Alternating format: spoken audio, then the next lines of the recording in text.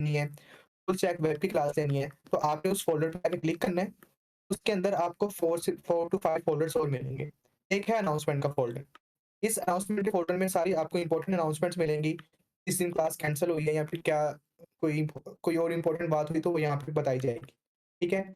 और आपको अगर कोई मसला आया है, एरर आ रहा है एचटीएमएल में, अभी हम एचटीएमएल पढ़ेंगे, तो अगर आपको मसला है कोई भी एचटीएमएल में, तो आप यहाँ पे आके मैसेज कर सकते हैं। यहाँ पे आपको सारे ही रिप्लाई देंगे। कोई भी आपको सॉल्यूशन दे देगा। ठीक है? उसके बाद ये है चैटिंग ग्रुप। यहाँ पे आप हमने ऐड इसलिए बनाया है कि अगर किसी को ऐड आता है बाद में और उसका सॉल्यूशन यहाँ पड़ा होगा तो वो आके देख सकता है, ठीक है? चैटिंग ग्रुप है हमारी बातचीत करने के लिए, डिस्कशन करने के लिए, कुछ भी आप पूछ सकते हैं, बता सकते हैं, ठीक है? तो ये इसके लिए और ये है इंग्लिश एचटीएमएल ग्रुप। इसमें इसमें है कि हम एक-दूसरे से डिस्कशन करेंगे एचटीएमएल के ऊपर इंग्लिश में, ठीक है? ताकि हमारी थोड़ी इंग्लिश ठीक हो। तो ये हमारे बेसिक्स हैं और एक हमारा मेन जो है स्टडी रूम, जहाँ पे हमारी रोज़ नहीं 4 डेज़ क्लास हुआ करेगी। Wednesday, Thursday, Friday, Saturday. Wednesday नहीं, थर्सडे, फ्राइडे, सैटरडे। मंडे, थर्सडे, फ्राइडे और सैटरडे, ठीक है? 4 डेज़ क्लास हुआ करेगी वेब डेवलपमेंट की। तो आपने स यहाँ पे स्टडी रूम पे क्लिक कर दिया करना है, 9 बजे आपको क्लास यहाँ पे हुआ करेगी इंशाल्लाह रोज़। इसकी बात करें, अगर आप प्रोग्रामिंग कम्युनिटी पे आएँ, नहीं, एक ये चीज हमारा मिस चैनल है। कर एक एक चीज वहाँ मिस कर गए हो डिस्कॉर्ड पे। जहाँ आपका क्लासरूम है जी, ना, वहाँ आपने, जी, जी, जी। हाँ देखो उसके साथ होवर करो। अगर दौरान क्लास आप कोई भी मैसेज करना चाह रहे हैं, आप कोई भी इशू डिस्कस करना चाह रहे हैं, जी, तो जी, स्टडी अच्छा। के साथ मैसेज आप उसे प्रेस करके वहाँ डिस्कस कर सकते हैं। स्टडी रूम के साथ बिल्कुल आप देखो। दौरान क्लास में पूछना चाहें तो ये देखिए राइट साइड पे ऑप्शन है शो चैट का, ठीक है? इस पे क्लिक करें, यहाँ पे मैसेज कर सकते हैं, ठीक है? ठीक है। और क्लास के इसके दौरान भी अलावा यहाँ पे ये चैट कर क्लास सकते का हैं। लिंक अगर आप किसी के साथ शेयर करना चाहते हैं, तो वो मैसेज के साथ वो जो दो बॉडी और प्लस बना है उससे आप लिंक जनरेट कर जी, सकते हैं।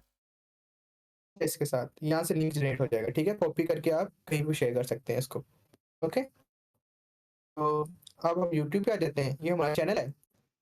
आपने यहाँ पे आके सीधा प्लेलिस्ट पे क्लिक करना है, ठीक है? आपको फुल स्टैक वेब डेवलपमेंट की प्लेलिस्ट मिल जाएगी। यहाँ पे 2 प्लेलिस्ट होंगी, एक डिस्कशन, डिस्कशन में क्या होगा हमारी पूरी क्लास डिस्कशन के साथ होगी, ठीक है? इसमें हमारा लेक्चर भी होगा, हमारी बातचीत भी है, हर चीज़ होगी। और एक है फुल स्टैक वेब डेवलपमेंट, इसमें क्या होगा सिर्फ़ लेक्चर होगा, मीन्स कि हमने एचटीएमएल के आज कौन-कौन से टैग्स पढ़े हैं, सिर्फ़ वो लेक्चर होगा। तो ये 2 पेज आपने फ़ॉलो करनी है, आप जोन-सी मर्ज़ी फ़ॉलो करनी है, ये फ़ॉलो करनी है, आपकी मर्ज़ी है, ये फ़ॉलो कर लें, आपकी मर्ज़ी है। इसमें थोड़ी वीडियोज़ लंबी होंगी, इसमें टू द पॉइंट वीडियोज़ होंगी, ठीक है? और जहाँ तक बात रही एड्स की, वो अभी मोनेटाइज़ेशन हमारी नहीं हुई, जैसे ही हमारी मोनेटाइज़ेशन हो जाती है, तो हम एड्स इंशाल्लाह बंद कर देंगे। ठीक है, कंटिन्यू करते हैं अभी भाई।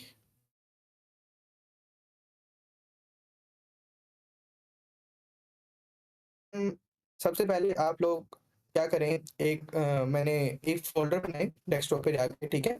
न्यू फ़ोल्डर बनाएँ। अगर आपने न्यू फ़ोल्डर बनाया तो भी आपकी मर्ज़ी है, वरना आपको मैंने जो रेपो क्लोन करवाई थी उसको ओपन कर लें, ठीक है? जो मैंने आपको रेपो ओपन करवाई थी उसको ओपन कर लें या फिर न्यू फ़ोल्डर बना लें। तो मैं क्या करता हूँ, न्यू फ़ोल्डर बनाया मैंने। इसको मैं नेम अभी नहीं दे रहा। इसको हमने वीएस कोड के अंदर ओपन करना है। इसको वीएस कोड के अंदर ओपन कर लेते हैं, राइट क्लिक करना है इसके ऊपर। आप सबके पास वीएस कोड डाउनलोड होगा, अगर आपके पास नहीं डाउनलोड तो गूगल पे जाके लिखें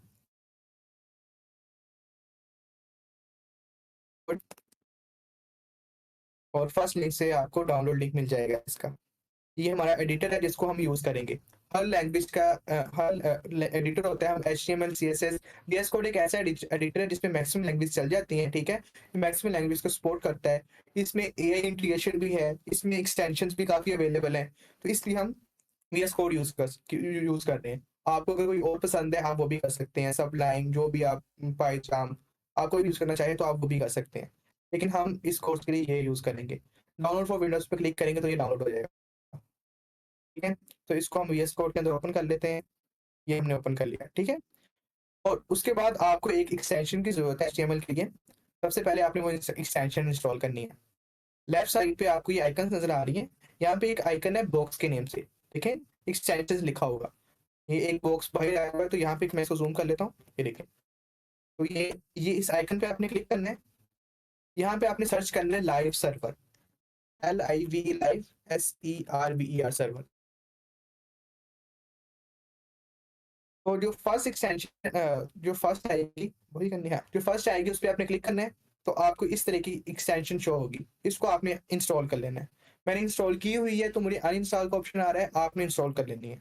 इसके थ्रू हम अपनी एचटीएमएल को रन करेंगे। ओके, तो जैसे ही आप इसको इंस्टॉल करेंगे आपको यहाँ पे राइट साइड पे गो लाइव का ऑप्शन शो होने लग जाएगा।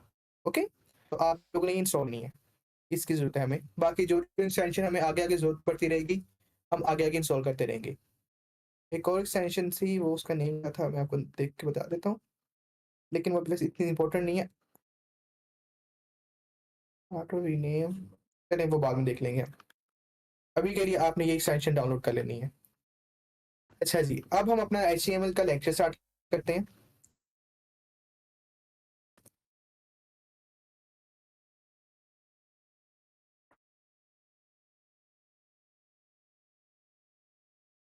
सो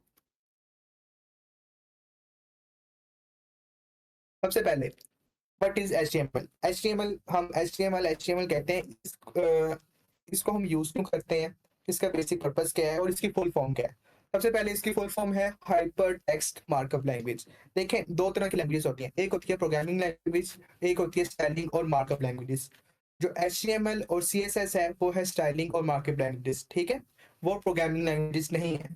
प्रोग्रामिंग लैंग्वेजेस और इनमें ये फर्क होता है कि आप प्रोग्रामिंग लैंग्वेज में लॉजिक्स वगैरह लिखते हो, ठीक है, इसमें आप डायरेक्ट स्टाइलिंग करते हो, इसमें कोई लॉजिक नहीं होता।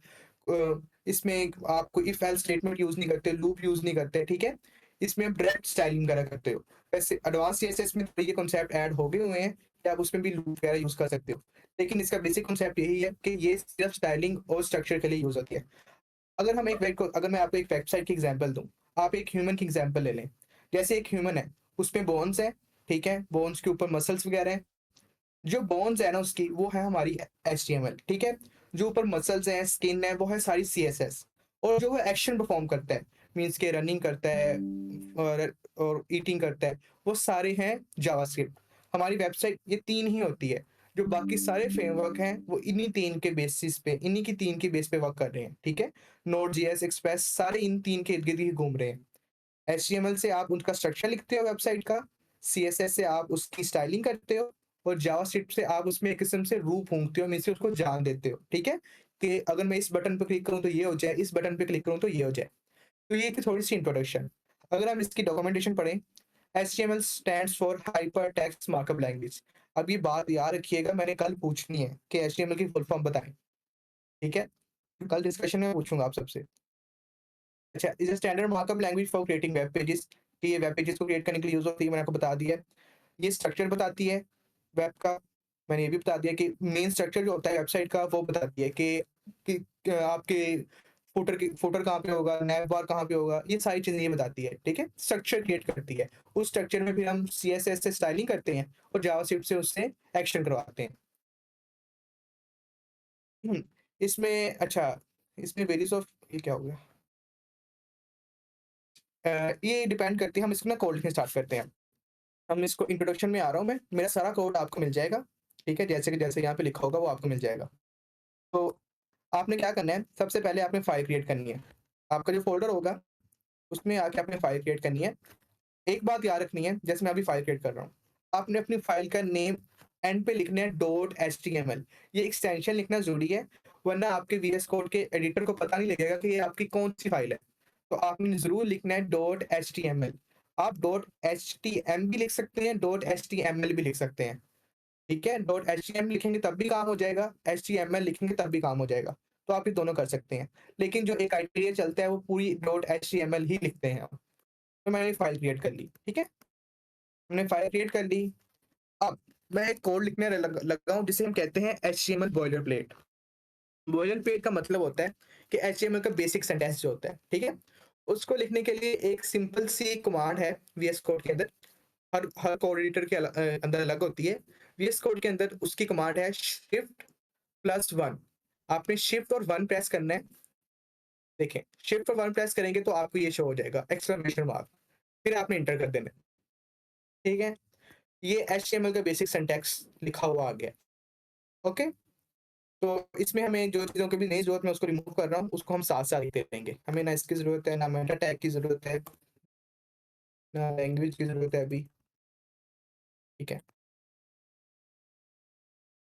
ये है एचटीएमएल का बेसिक सिंटैक्स, ठीक है। तो इसमें आप जो चीजें नजर आ रही हैं, अब इसको हम देख लेते हैं। एचटीएमएल में दो चीजें होती हैं, एक होता है टैग, टैग एलिमेंट जो हम लिखते हैं। मैं आपको साथ साथ हम डॉक्यूमेंटेशन भी दिखा रहा हूँ। ये सारा लिखा हुआ है इसके doctype define the documentation in HTML5 कि आपके डॉक्यूमेंटेशन की टाइप क्या है, उसने वो बता दी। HTML5 is a root element of an HTML page, ठीक है। ये एक रूट एलिमेंट है, इसके अंदर ही सारी आपके HTML लिखेंगे, इसके अंदर ही सारी आपकी HTML की टाइप लिखोगी, ठीक है। हेड टैग के अंदर आप लिखोगे सारी लिंक्स, जो भी आपके लिंक्स होंगे, अलग CSS के लिंक होंगे, कोई टेलमेंट CSS का लिंक होगा, वो सारे हेड टैग के अंदर आएंगे। और आप जो टाइटल में लिखोगे, अगर हम इसको लाइव कर लें, मैं आपको दिखाता हूँ टाइटल में लिखेंगे तो वो कहाँ पे शो होगा। हमने इसको लाइव कर लिया है, इसको मैं इस साइड पे कर लेता हूँ, क्योंकि हमें लेफ्ट साइड पे शो होता है। अभी मैंने लाइव कर लिया है, इसको मैं इसको बंद कर देता हूँ, इसको भी बंद कर देता हूँ। यहाँ पे देखिए आपको डॉक्यूमेंट का शो हो रहा है, तो जो चीज़ आप टाइटल में लिखेंगे वो आपको आपके यहाँ पे शो होगी। अभी देखिए मैंने रिमूव कर दिया तो 1 to 7 शो हो गया यहाँ पे। तो फॉर एग्जांपल हम यहाँ पे लिख देते हैं first web, first web, first web, first web. देखें वो साथ ही रिफ्रेश हो गया। लाइव सर्वर का ये फायदा होता है कि आपको पेज को रिफ्रेश नहीं करना पड़ता, ठीक है। अब एक चीज़ मैंने यहाँ पे और की हुई है कि मैंने अपनी VS कोड को ऑटो सेव पे लगाया हुआ है, ठीक है। मैं आपको वो दिखाता हूँ कैसे लगाते होते हैं। आपने इस पे क्लिक करना है, इस पे नहीं क्लिक करना है, इसको बड़ा करता हूँ, इसको थोड़ा ज़ूम आउट कर दें तो हाँ, आपने फाइल्स पे क्लिक करना है। फाइल पे क्लिक करेंगे तो यहाँ पे ऑप्शन आएगा ऑटो सेव का, आपने इसको ऑन कर लेना है, ठीक है। अगर आप नहीं ऑन करना चाहते तो आपको हर चेंजिंग करने के बाद कंट्रोल एस प्रेस करना पड़ेगा। फॉर एग्जाम्पल इसको मैं बंद कर देता हूँ, ठीक है। तो मैं यहाँ पे कुछ चेंजिंग करता हूँ ना, देखें जैसे मैंने चेंजिंग की तो ये 1 लिख के नजर आ गया, डॉट 1 मीन्स कि मैंने कुछ चेंजिंग की है, मुझे उसको सेव करने की जरूरत है। जब तक मैं सेव नहीं करूंगा तब तक मेरी यहाँ पे आउटपुट शो नहीं होगी उसकी। देखिए मैंने यहाँ पे फर्स्ट कर दिया, लेकिन यहाँ पे फर्स्ट वेब भी लिखा हुआ है। अभी मैं कंट्रोल एस प्रेस करूंगा तो यहाँ पे चेंजिंग हो जाएगी, देखिए साथ ही फर्स्ट हो गया, ठीक है। तो मैंने ऑटो सेव पे लगाया तो कि चेंजिंग साथ साथ होती रहती है, तो आप लोग भी ऑटो सेव पे लगा लें। आगे जाके हम इसको बंद भी कर देंगे, क्योंकि आगे जाके थोड़ी कॉन्फ्लिक्ट भी आएंगे। फर्स्ट वेब, तो ये तो हो गया टाइटल के, टाइटल क्यों लिखते हैं हम।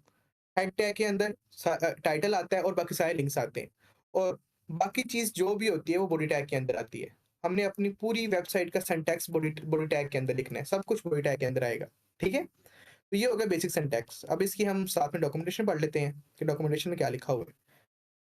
Element is the root element, ये तो हमने पढ़ लिया। The head element contains meta information about the HTML tag, ठीक है। मेटा इन्फॉर्मेशन का मतलब होता है जो हमने रिमूव कर दिया, अभी हमें मेटा इन्फॉर्मेशन की जरूरत नहीं होती।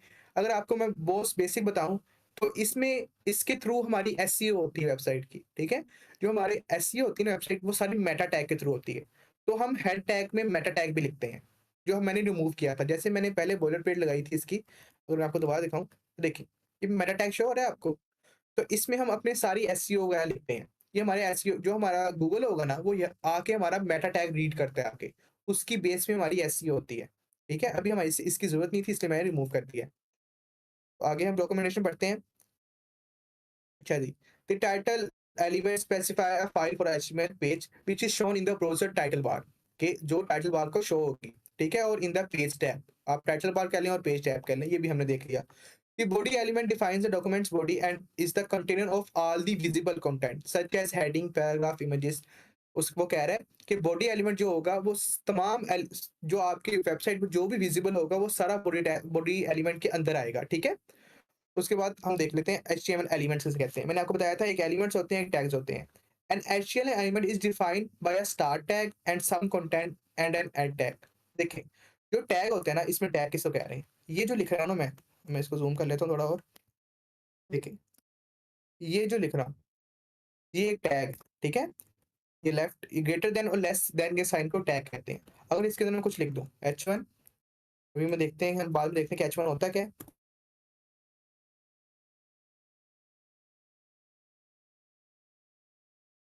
ठीक है। ये मैंने एक टैग लिखा है। अगर हम इस टैग के अंदर कुछ डाटा भी लिख दें, मैंने हेलो लिख दिया, तो ये एक एलिमेंट बन गया, ठीक है। तो ये क्वेश्चन जो मैं बता रहा हूँ, ये डॉक्यूमेंटेशन इतने जरूरी नहीं होते आपको, लेकिन कभी कभी कोई पूछ लेता होता है कि भाई बताओ टैग क्या होता है, एलिमेंट क्या होता है। तो an tag which contains an data is called an element, ठीक है। अब हम यहाँ पे डॉक्यूमेंटेशन दोबारा पढ़ लेते हैं।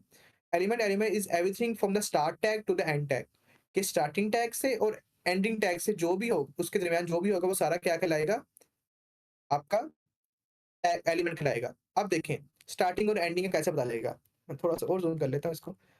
जो हमारा स्टार्टिंग टैग होगा ना, कुछ टैग्स ऐसे होंगे जिनका सिर्फ स्टार्टिंग होगा और एंडिंग नहीं होगा, लेकिन मैक्सिमम का होता है एंडिंग भी होता है। तो एंडिंग और स्टार्टिंग का कैसे पता लगेगा? देखिए एंडिंग टैग आप सिंपल H1 लिखोगे और स्टार्टिंग टैग में आप सिंपल H1 लिखोगे या फिर कुछ भी टैग का नेम लिखोगे और एंडिंग में आपने उस दोबारा H1 लिखे उससे पहले एक फॉरवर्ड स्लैश लगानी है। इससे पता लगता है कि ये एक एंडिंग टैग है। ये आपका स्टार्टिंग टैग है, ये आपका एंडिंग टैग है, ठीक है? ये हो गया, आगे देखते हैं। इसको मैं थोड़ा ज़ूम आउट कर लेता हूँ क्योंकि काफ़ी कर लिया इसको ज़ूम मैंने।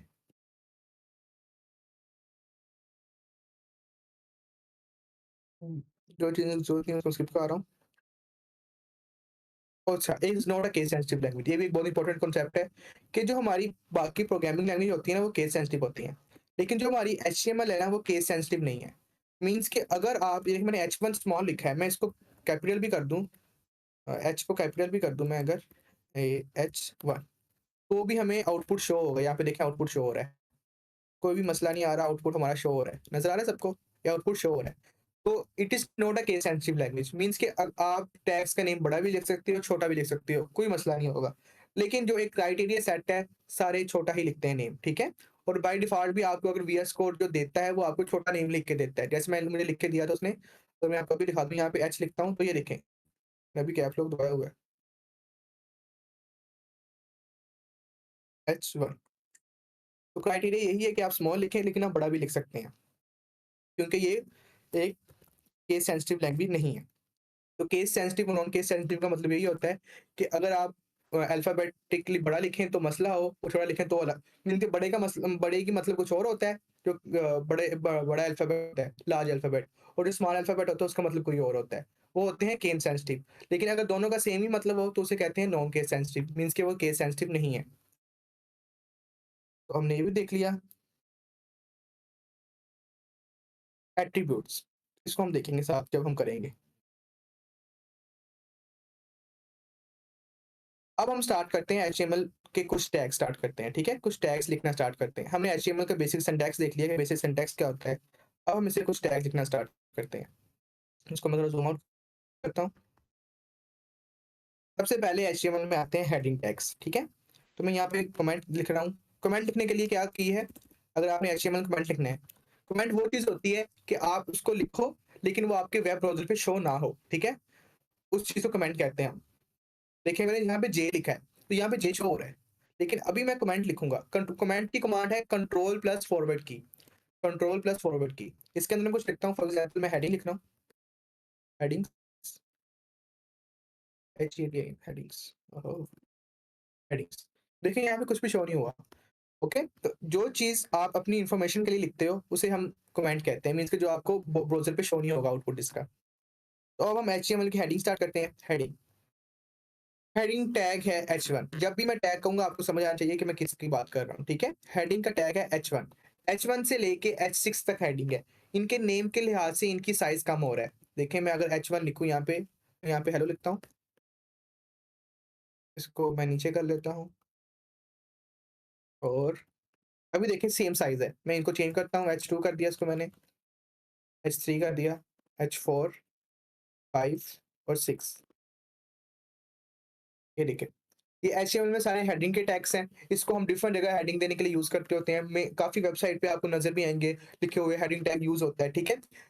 तो ये हमारे एचटीएमएल के सारे हेडिंग टैग्स हैं। हम इनको इनको सिंपल सी हेडिंग देने के लिए यूज़ करते हैं, ठीक है? तो जो भी चीज़ हम यहाँ पे लिखेंगे इस टैग के अंदर, वो कहलाएगी एट्रिब्यूट। मैं आपको दिखा दूँ अभी एट्रिब्यूट पढ़ा था। जो भी चीज़ हम इसके अंदर लिखेंगे, इस ग्रेटर देन और लेस देन के साइन के अंदर, उसको हम कहते हैं attribute, attribute of a element या टैग, ठीक है? उसको हम कहते हैं एट्रीब्यूट, जो भी चीज़ हम इसके अंदर लिखेंगे। फॉर एग्ज़ाम्पल मैं अगर यहाँ पे लिखता हूँ अलाइन, तो मैं थोड़ा ज़ूम आउट कर लेता हूँ। मैं यहाँ पे लिखता हूँ align is equals to centre, ठीक है? तो उससे सेंटर में चला गया। लेकिन ये देखें, मैंने align is equal to centre लिखा है, ये हमारा एट्रीब्यूट है, ये उसकी वैल्यू है, okay? This is attribute, this is it's value. तो जो भी चीज़ हम ग्रेटर देन और लेस देन के साइन के अंदर लिखेंगे, उसे हम एट्रीब्यूट कहेंगे। इसलिए मैंने ऊपर छोड़ा था कि जो चीज़ हम इसके अंदर लिखेंगे, उसको हम एट्रीब्यूट कहेंगे। अब जहाँ तक बात रही इसके रेड होने की, रेड होने का मतलब ये है कि आप ये चीज़ एचटीएमएल में खत्म हो चुकी है, ठीक है? इसको आप सीएसएस के थ्रू करते हो। आप अलाइनमेंट, स्टाइलिंग सब कुछ सीएसएस के थ्रू करते हो। मैं आपको अभी लिख के दिखाया इसलिए कि आपको पता लग जाए कि जहाँ-जहाँ रेड चीज़ शो होगी ना, जहाँ-जहाँ आपको रेड ये शो होगा कलर, किसी भी एट्रीब्यूट पे, किसी भी आइकन, किसी भी टैग पे, तो आपको ये पता लग जाना चाहिए कि उसका मतलब क्या है। उसका मतलब क्या है कि एचटीएमएल में खत्म हो चुका है ये टैग, वर्किंग कर रहा है, ये नहीं कि वर्किंग ही नहीं कर रहा। वर्किंग इसलिए करता रहता है क्योंकि काफ़ी पुरानी वेबसाइट में ये यूज़ हुई होती है चीज़। तो अगर वो उनको खत्म कर देंगे, तो वो वेबसाइट तो क्रैश कर जाएँगी ना। तो वे उनको दिखाने के लिए कि ये चीज़ खत्म हो चुकी है, उनके सिर्फ कलर चेंज किया है, कि जो न्यू डेवलपर्स हैं, उन्हें पता लगे कि ये चीज़ अभी नहीं यूज़ होती। आप यूज़ करोगे, मसला कोई नहीं होगा, लेकिन इसकी अल्टरनेटिव आ चुकी हुई है, तो इसलिए ये रेड शो हो रहा है। ये हो गया लाइन, आपको मैंने दिखा दिया। हेडिंग टैग्स देख लिए, अब हम कुछ और टैग देख लेते हैं। अगर आपने कोई पैराग्राफ लिखना हो, तो उसके लिए पी टैग है। कुछ भी आप लिखेंगे पैराग्राफ यहाँ पे वो शो हो जाएगा, ठीक है? आपने कोई भी पैराग्राफ लिखना है, तो आपने पी टैग के अंदर लिखना है। तो इसके अंदर लिख लेते हैं, मैं एल-ओ लोरियम लिख रहा हूँ, एल-ओ लिखेंगे, इंटर करेंगे तो ये खुद ब खुद आपको एक टैग लिख के दे देगा, एक पैराग्राफ बाय डिफ़ॉल्ट, ठीक है? तो ये पैराग्राफ आ गया हमारा, देखिए यहाँ पे पैराग्राफ शो हो गया। तो पैराग्राफ का ये टैग है, उसके बाद हम देख लेते हैं, अगर आपने कोई वर्ड बोल्ड करना हो, फॉर एग्ज़ाम्पल यहाँ पे लोरियम इप्सम में इसको मैं थोड़ा ज़ूम कर लेता हूँ। ये देखिए, लोरियम इप्सम अगर आपने कोई वर्ड बोल्ड करना है, इप्सम को बोल्ड करना है, तो उसके लिए टैग है बोल्ड टैग, एक है बोल्ड टैग, एक है स्ट्रॉन्ग टैग, दोनों सेम काम करते हैं। देखिए मैंने क्या किया, मैं इसको ज़ूम करता हूँ अगर आपको नज़र आए सही से। बोल्ड टैग को स्टार्ट किया, bold B for bold tag, ठीक है? बोल्ड टैग को स्टार्ट किया और उसको क्लोज़ कर दिया। स्टार्ट किया और क्लोज़ कर दिया। आपने हर टैग को स्टार्ट करना है और क्लोज़ करना है और जिस चीज़ को आप इफ़ेक्ट लाना चाहते हो, उसको उन दोनों के सेंटर में रख देना है। मैं चाह रहा था कि इप्सम पे इफ़ेक्ट आए बोल्ड का, तो मैंने इप्सम को उन दोनों के सेंटर में रख दिया, ठीक है? जैसे ही मैं फॉर एग्ज़ाम्पल अगर मैं चाह रहा हूँ सिट जो हो, वो इटैलिक में हो जाए, तो मैं लिखूँगा आई, इटैलिक लिखूँगा और सिट को उसके अंदर लिख दूँगा, ठीक है? कंट्रोल एक्स, मैंने सिट इसके अंदर लिखी है। देखिए, लेकिन सिट इटैलिक फॉर्म में आ रहा है, ठीक है? तो ये बोल्ड होता है, सिट होता है। अगर फॉर एग्ज़ाम्पल एक स्ट्राइक थ्रू टैग भी होता है, उसका एस लिखेंगे, उससे क्या होगा कि स्ट्राइक थ्रू वो आपकी लाइन मूव हो जाएगी उस टैग से। मीन्स कि डिलीटेड टैग्स जो होता है, वो भी शो करवाने के लिए ऐसे होता है, ठीक है? ये स्ट्राइक थ्रू है। स्ट्राइक थ्रू टैग हो गया, अंडरलाइन टैग हो गया। ये ना आपको याद करने की ज़रूरत नहीं है। जब आपको जो चीज़ की ज़रूरत होती है, आप डॉक्यूमेंटेशन जाके पढ़ते हैं। मैं आपको दिखाऊँगा डॉक्यूमेंटेशन में लिखे होंगे। अंडरलाइन टैग हो गया, बहुत सारे हैं। ये मैंने कुछ चंद के नेम लिए, बहुत सारे टैग्स हैं ऐसे। सुपर और सबस्क्रिप्ट टैग होता है। सुपर और सब वो यूज़ होते हैं। मैं आपको बताता हूँ कैसे यूज़ होते हैं। सुपर और सब ये काफ़ी यूज़ होते हैं। जब आप कोई फ़ॉर्मूला लिखते हो ना, देखिए हमने H2O का फ़ॉर्मूला लिखना है। फॉर एग्ज़ाम्पल मैं सिंपल H2O लिखता हूँ यहाँ पे, H2O। तो ये कैसे शो होगा? ये आपको यहाँ पे शो हो रहा है। लेकिन फ़ॉर्मूला ऐसे लिखा नहीं होता, ऐसे ही है। वो 2 थोड़ा-सा नीचे लिखा होता है। तो इस चीज़ को करने के लिए हमारे पास 2 टैग हैं।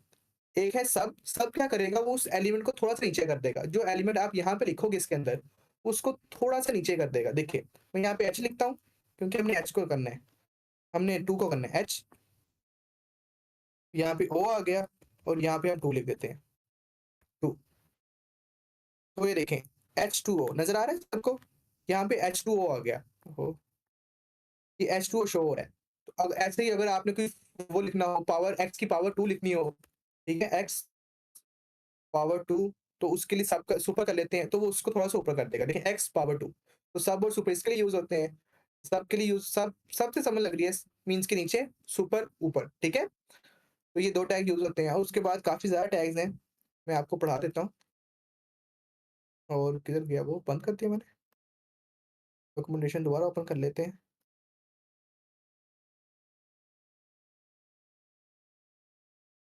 ठीक है?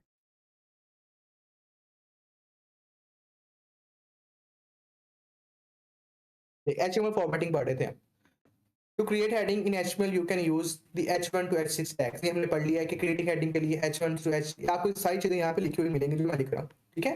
तो क्रिएट हेडिंग के लिए आप ये करते हो। उसके बाद उसने लिखा है to create paragraph in HTML you can use paragraph tag, कि पैराग्राफ के लिए आप पैराग्राफ का टैग यूज़ करते हो, ठीक है? उसके बाद ये पैराग्राफ टैग दोबारा यूज़ किया हुआ इसने। यार मैं डबल क्लिक करता हूँ तो ये हो जाता है। उसके बाद बी टैग हमने यूज़ कर लिया। बी टैग किस लिए होता है? बोल्ड करने के लिए होता है। The B tag bolds the text given inside it and draw the reader attention to the important text. ये मैंने आपको बता दिया है। आई इटैलिक टैग यू हमने यूज़ कर लिया, एस यूज़ कर लिया, स्टाइल टू उनके बारे में सारी लिखी हुई है। अगर आपको कोई भूल भी जाए तो आप यहाँ से आके आराम से देख सकते हैं, ठीक है? तो एस टैग हो गया, हमने एस भी यूज़ कर लिया। अलाइन प्रॉपर्टीज़ आ गई, हम एट्रीब्यूट्स हम बाद में पढ़ेंगे। ये एट्रीब्यूट्स अलाइन वाले मैंने आपको ये वैसे एक यूज़ करके दिखा दिया है कि कैसे वर्क करते हैं। अगर फॉर एग्ज़ाम्पल अगर हमने हेलो को मूव करना है, वैसे हम ये काम करते हैं सीएसएस के अंदर जाके, इसलिए वो रेड शो हुआ था। तो आप क्या करेंगे, इसके अंदर आके इसका एक एट्रीब्यूट लिखेंगे। एट्रीब्यूट का नेम है align, ALIGN align is equals to centre. Centre पे क्लिक करेंगे तो सेंटर हो जाएगा। मैं लेफ्ट लिखता हूँ तो लेफ्ट, लेफ्ट बाय डिफ़ॉल्ट होता है।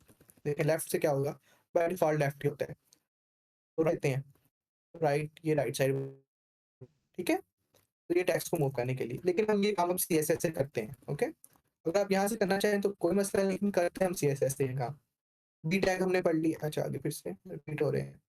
सुपर सब पढ़ लिया है, ब्रेक टैग। अच्छा एक और चीज़, एक ब्रेक टैग भी बहुत इंपॉर्टेंट टैग है। देखिए हमारा फॉर एग्ज़ाम्पल अगर आप चाह रहे हैं कि आपके इस वर्ड के बाद ब्रेक आ जाए, जो अगला टेक्स्ट आए वो अगली लाइन पे शो हो, यहाँ पे नहीं शो हो, तो आपके लिए उसके लिए क्या करेंगे? उसके लिए अगर आप यहाँ पे आके एंटर भी कर दें ना, मीन्स कि यहाँ पे आके मैं एंटर कर देता हूँ, ये लें। तो यहाँ पे नहीं कुछ होगा, यहाँ पे वैसे का वैसे ही शो हो रहा है, देखें। इसको स्पेस प्लस कर रहा हूँ तो यहाँ पे वैसे का वैसे शो हो रहा है। तो अगर आप चाहते हैं कि इस वर्ड के बाद अगला जो टेक्स्ट हो वो अगली लाइन पे आए, यहाँ पे ना शो हो, उसके लिए आप यूज़ करते हैं बीआर टैग, जिसे हम कहते हैं ब्रेक टैग, ठीक है? बीआर टैग मैंने बताया था, कुछ टैग्स के एंडिंग टैग नहीं होता, कुछ का होता है। जो बीआर टैग है उसका एंडिंग टैग नहीं है। आपने सिंपल बीआर लिख देना है, वो वर्क करेगा, ठीक है? तो इससे एक ब्रेक लगा देगा यहाँ पे, ठीक है?